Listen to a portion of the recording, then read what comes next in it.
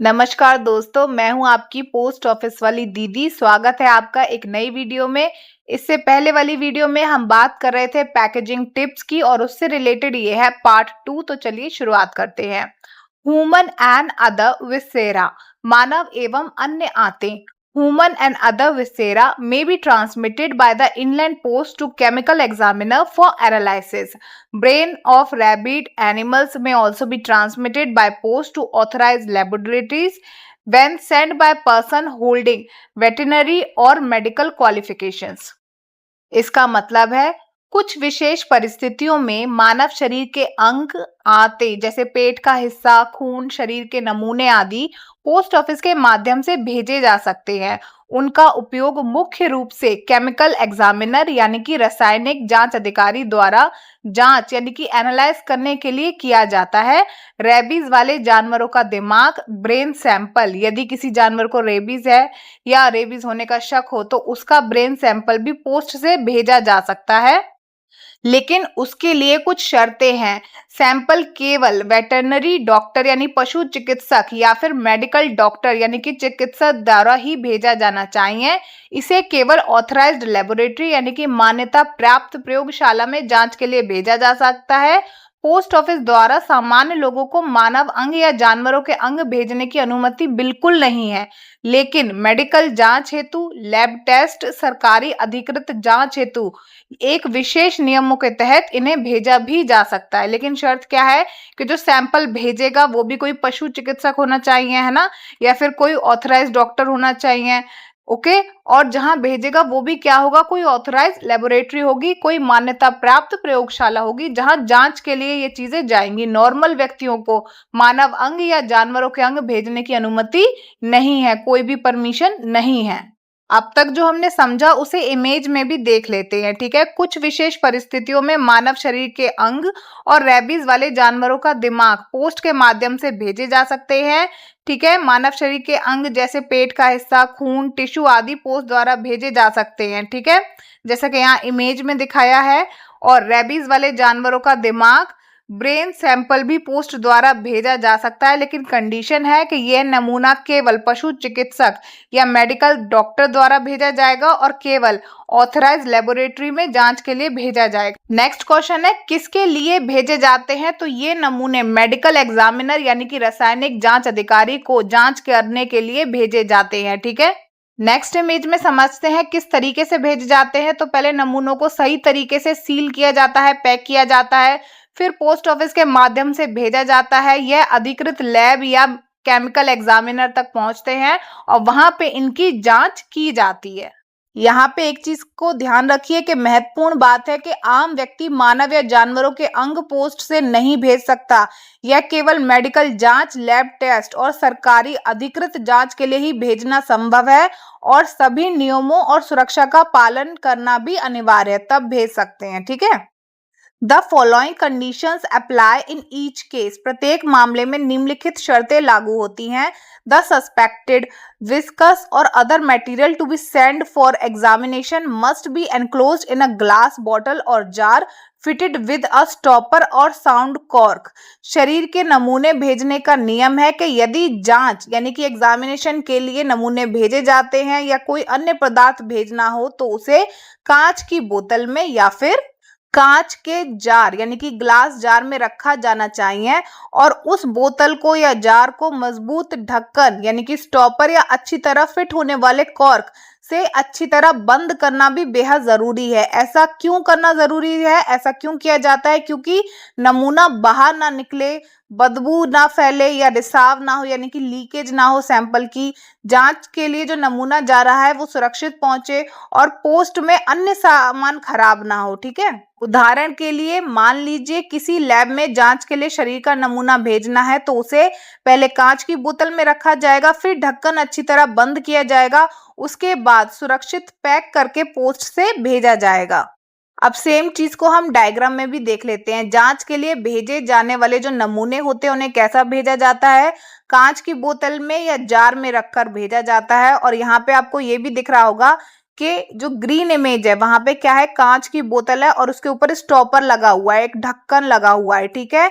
या फिर दूसरी इमेज देखिए जो ग्रीन कलर की है, वहां पे क्या है, एक मजबूत कॉर्क यानी कि लकड़ी का एक ढक्कन है, उससे अच्छी तरह बोतल को बंद किया है। ऐसा इसलिए किया है ताकि नमूना बाहर ना निकले, बदबू ना फैले, कोई रिसाव यानी कि लीकेज ना हो और जांच के लिए जो नमूना है वो सुरक्षित पहुंचे और पोस्ट ऑफिस के अन्य सामान जो साथ में इसके जा रहे हो वो खराब ना हो।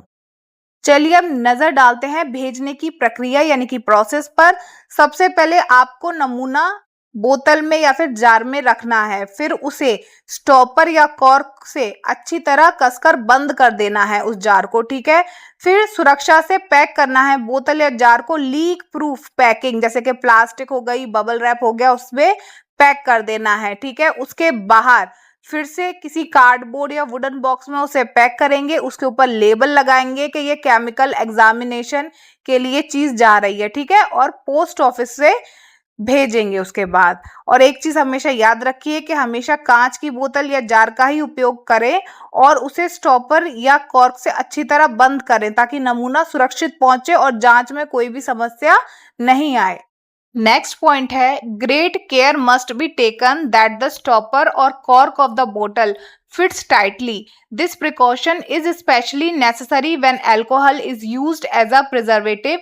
In such cases, a ring of beeswax or candle wax must be placed round the lip of the bottle so as to cover the shoulder of the stopper.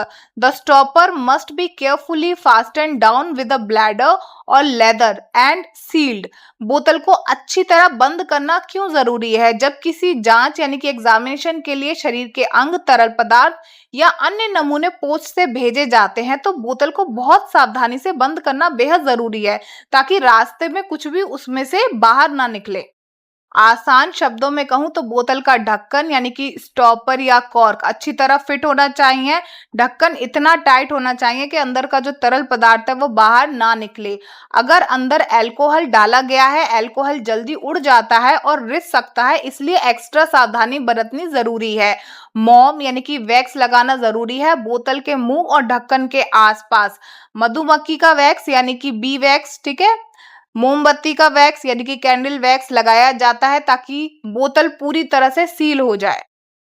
ढक्कन को मजबूती से बांधना चाहिए। ढक्कन के ऊपर चमड़ा या मजबूत कवर लगाकर अच्छी तरह बांधा जाता है। अंत में सील लगाई जाती है ताकि रास्ते में बोतल खुले नहीं और सामग्री सुरक्षित पहुंचे। मतलब जब भी नमूना भेजोगे, कोई सैंपल भेजोगे ना जो ह्यूमन बॉडी पार्ट से रिलेटेड होगा या एनिमल से रिलेटेड होगा, तो नमूना भेजते समय बोतल को इतना सुरक्षित बंद करना चाहिए कि ना तो रिसाव हो, ना बदबू फैले, सामग्री खराब भी ना हो और डाक कर्मचारियों को कोई परेशानी भी ना हो। अब सेम चीज हम डायग्राम में देख के और बेहतर तरीके से समझेंगे, ठीक है।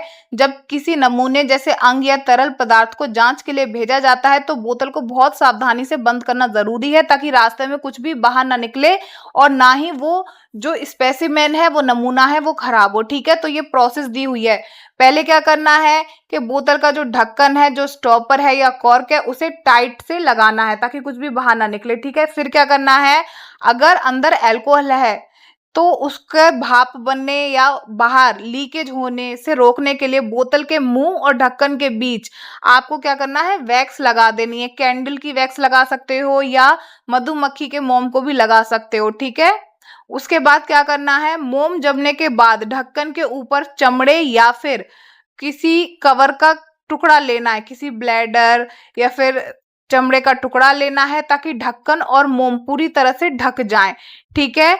और इसे मजबूत धागे या तार से अच्छी तरह बांध देना है ताकि ढक्कन हिल ना सके और मोम भी सुरक्षित रहे। उसके बाद लास्ट में अंत में सील लगाई जाएगी, ठीक है।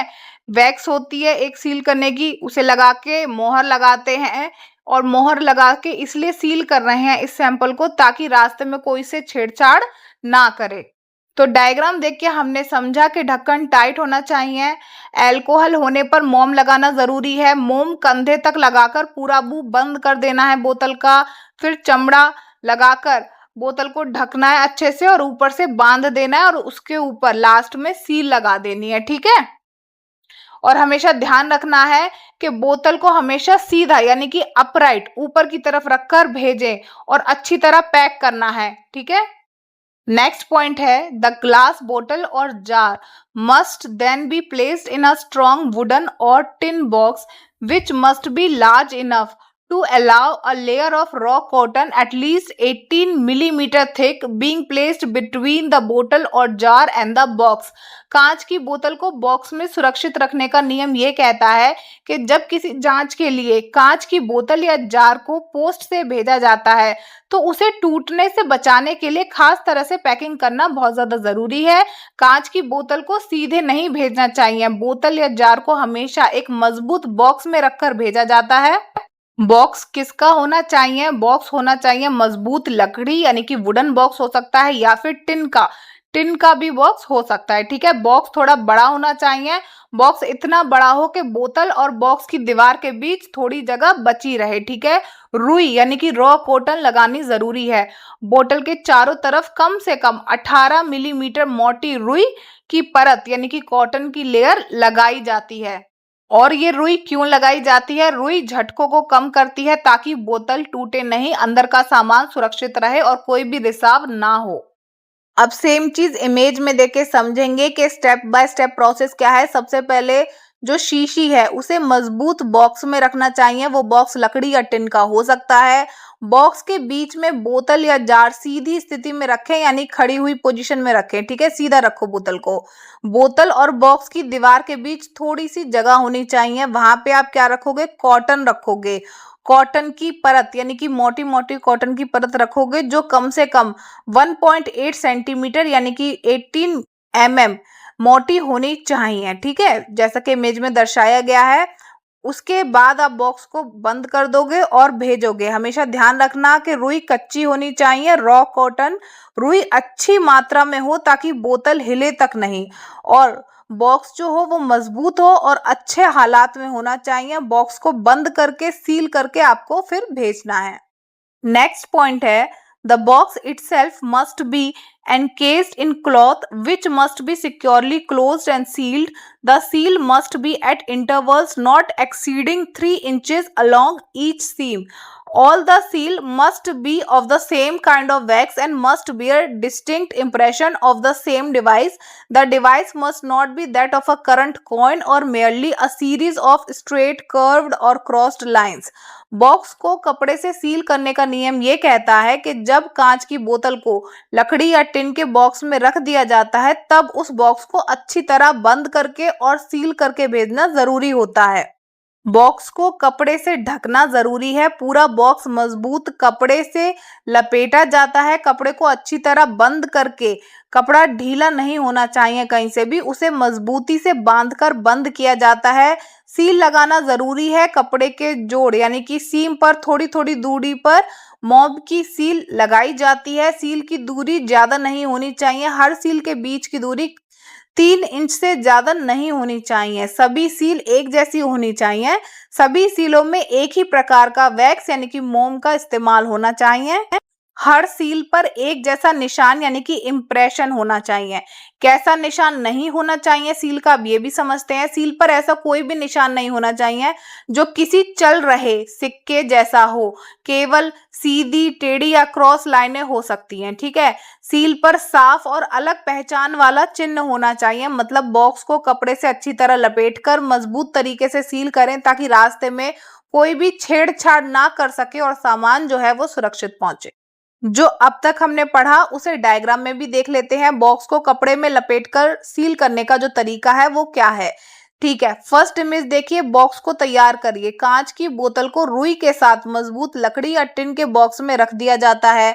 फिर पूरा बॉक्स कपड़े में लपेट दिया जाता है। बॉक्स को मजबूत कपड़े में, ठीक है, जो मोटा होता है ना, मोटा सूती कपड़े का, कैनवास टाइप का कपड़ा होता है, उसमें अच्छी तरह लपेट देते हैं। चारों तरफ को ढक देते हैं। कपड़े को अच्छी तरह बंद करते हैं। कपड़े के जो जोड़ हैं उन्हें सील को धागे या मजबूत डोरी से कसकर बांध दिया जाता है ताकि कपड़ा कहीं से भी ढीला ना हो। ठीक है, फिर उस पे सील लगाई जाती है। हर जोड़ पर थोड़ी थोड़ी दूरी पर मोम की सील लगाई जाती है। सभी सील एक जैसी दिखनी चाहिए। सभी सील में एक ही प्रकार का मोम का इस्तेमाल होना चाहिए और सभी का जो प्रिंट है वो भी एक जैसा होना चाहिए। यहाँ पे आपको मुख्य बातें जो याद रखनी है वो ये है कि बॉक्स को कपड़े से लपेटकर मजबूती से बंद करना है, फिर सील लगाना है और सील की दूरी हर जोड़ पर 3 इंच से अधिक नहीं होनी चाहिए। ठीक है, यानी कि सील की दूरी क्या है, एक सील लगी, फिर 3 इंच पर दूसरी सील लगेगी, फिर 3 इंच पर दूसरी सील लगेगी। ठीक है, जैसा कि इमेज में दिखाया गया है। ऐसा करना इसलिए जरूरी है ताकि रास्ते में कोई भी जो भी आपका सैंपल जा रहा है उससे किसी भी प्रकार की छेड़छाड़ ना कर सके।